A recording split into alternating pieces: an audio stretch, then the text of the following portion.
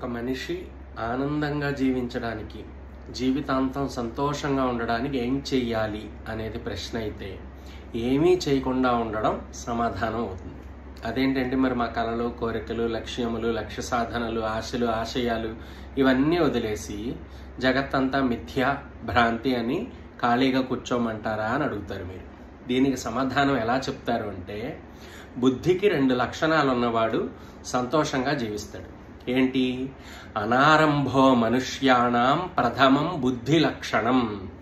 ఏ కార్యమైనా సరే దాని లోటుపాట్లు అవి తెలుసుకోకుండా మొదలు పెట్టకూడదు. అంటే ఏ కార్యాలని మొదలు పెట్టకూడదు, వాటి యొక్క లోటుపాట్లన్నీ తెలుసుకుని మొదలు పెట్టాలి. అలాగే ఆరబ్ధస్యాంతగమనం ద్వితీయం బుద్ధి లక్షణం.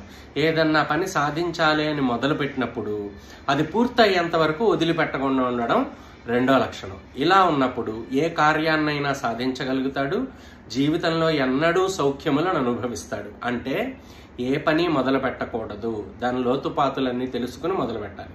మొదలుపెట్టిన దాన్ని పూర్తి చేయకుండా ఆపకూడదు. ఇవి 2 ఉన్నవాడు సంతోషంగా జీవిస్తాడు, అన్ని సౌఖ్యాలు పొందుతాడు.